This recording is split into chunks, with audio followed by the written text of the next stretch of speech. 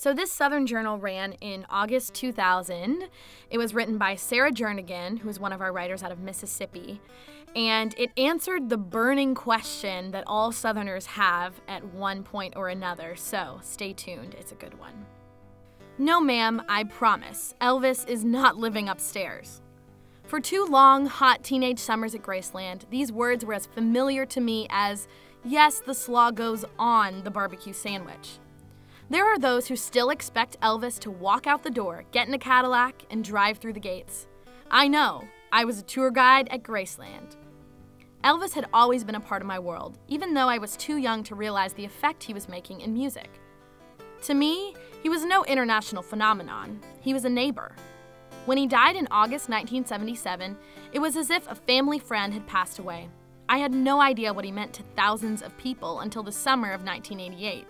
That's when I started the summer job that would introduce me to the king of rock and roll and his fans. The role of guide involved a uniform. It was a typical early 80s number designed when preppy was prime, navy slacks or skirt, and a light blue short-sleeve button-down shirt. Completing the look were a navy tie, Rockport shoes, and support hose. Don't forget that a cool summer day in Memphis reaches 93 degrees. Not counting a 100-plus degree heat index. But the heat didn't deter anyone. Attendance on my first 4th of July weekend set a record. The book, Is Elvis Alive?, had just been published, so curiosity was at a peak. People came by the thousands to see if the book had merit. Needless to say, the tour guides were constantly asked the same question. Is he alive and living upstairs?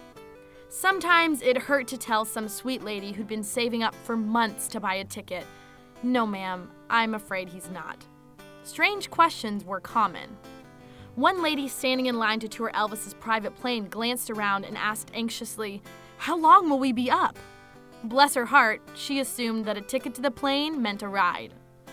The end of the tour, the meditation garden where Elvis and his family members are buried or memorialized, was a breaking point for some. People cried and tossed flowers or other mementos on the granite markers. One fellow cried and screamed until he had to be escorted down the driveway by the guards. And this wasn't even International Tribute Week. Such scenes were not well thought of at Graceland. For many fans, the tour was serious business, not unlike a trip to the Holy Land. Armed with trivia of all types, a tour guide could just cite some obscure fact about Elvis and gain complete control of the group. They were awed at the fact that he was a generous philanthropist, giving enormous sums to charities during his lifetime. They oohed when told that he paid for Graceland in cash at the tender age of 21, and they stared in disbelief at the floor-to-ceiling carpet lining the jungle room. Elvis personally selected the room's funky, fake fur furnishings from a local store during one of his buying sprees. It was fun confirming the stories about Cadillacs purchased for lucky strangers and frequent strolls to the gates to sign autographs. It's been 10 years since my last visit to Graceland.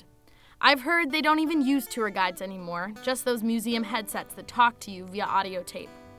Much like LP records, tour guides have become a thing of the past. We were important then, all-knowing souls who were blessed with a job that required being at Graceland all day. We were useful too, if only to console those who questioned Elvis's demise or inquired about his current whereabouts. Is he alive, they'd asked? Maybe it was wishful thinking on their part. After all, he is the king.